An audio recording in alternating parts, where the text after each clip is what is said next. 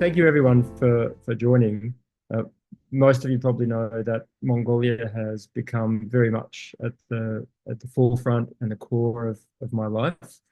I'm going to talk a little bit about um, how that passion of mine came about, because I don't see the treks so much as an experience where we go and consume a place, return home.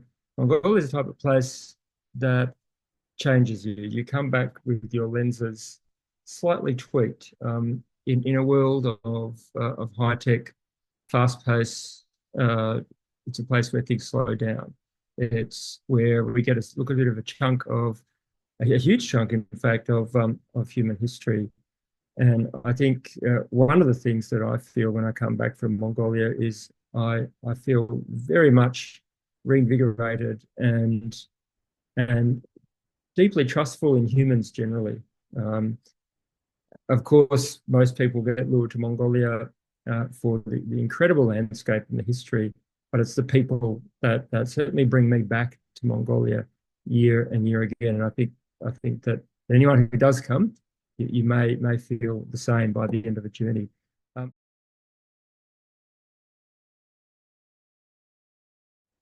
Western Mongolia is it's um, about 1,500 kilometers or 2,000 kilometers, depending where by road from Ulaanbaatar. It's 38 hours from help, and the only help that can come by air is a helicopter from Ulaanbaatar. And that's just to point out that when I go to Mongolia, I deeply respect just how remote it is and far from the more frequently visited areas. Now, the Kharkhiraa Turgen range is where we run the footsteps of Nomad's trip. This lake, actually, Khoton, um, was a lake that really captured my imagination back in 2004. This is me on one of my original Mongolian horses, Rusty.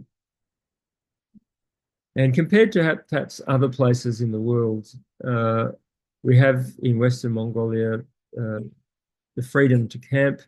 There are no fixed campsites. In summertime, there's also a lot of sun.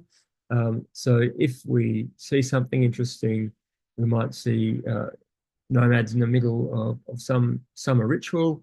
We're able to go and join them, learn about what they're doing, and then go to camp. It gives us a lot of flexibility, this ability to be able to camp, not so much wherever we please, but beyond any concept of a fixed place.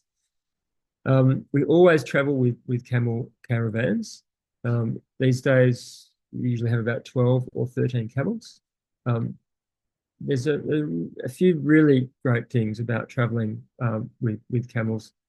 We travel with local nomads who use these camels mostly for their own migrations.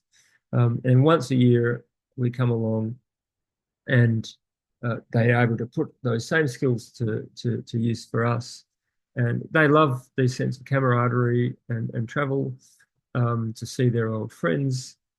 So we have at once a real feeling of what it's like to migrate, just as the Mongolians do.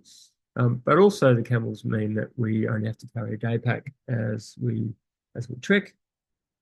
And something that people talk about by the end of a trip is this of how much they miss the feeling of the camels and the horses being in camp each and every night.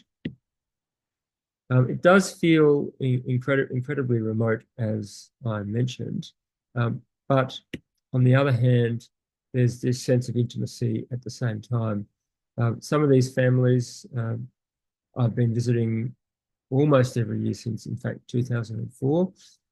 So I have a great connection with all of the families in this valley. And each time we come, we're almost welcomed um, as as uh, as guests or relations ourselves.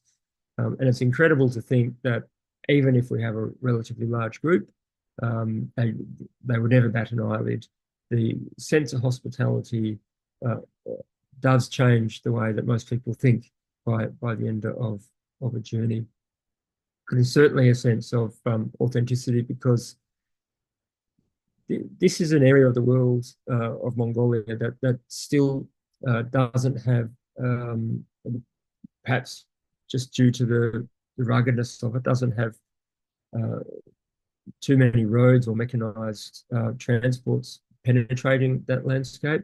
And so they do live very remote, and more in keeping with traditional ways.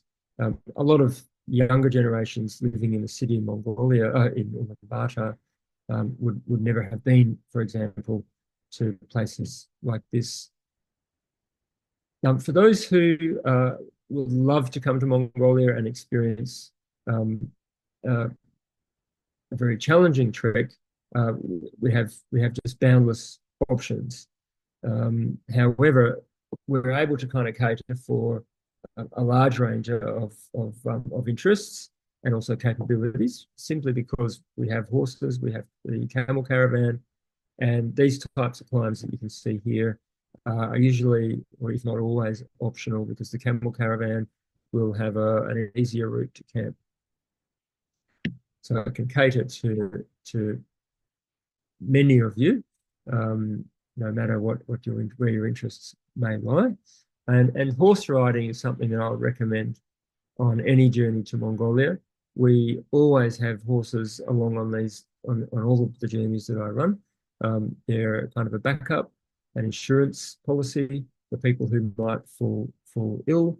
But much more than that, it's a wonderful opportunity to see the world as the nomads do from horseback. For those who might be concerned about a sore hip or a knee or something that might get stirred up during this journey and make it difficult, there's always the option to hire a horse for the duration of the trip.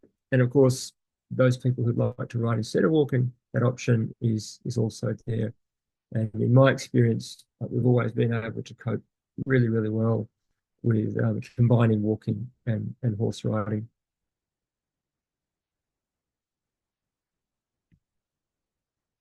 So these are a few images from Kharkhiraa. This is the footsteps of Nomad's journey that every year, in fact, departs on 26th of July. This is a campsite at about day 3, and this is actually our camels that are being herded out to pasture. This journey starts on the lower slopes of this massif, and we gradually make our way up over the passes. We climb up to a 3,700 meter ridge line before dropping down the other side. In recent years, we've also started exploring a part of these mountains called the Three Brothers, which are also an extraordinary and very remote part of this range. It's another opportunity there to go quite high, almost up to 4,000. You see one of our camel trains. Yeah, that's footsteps of nomads.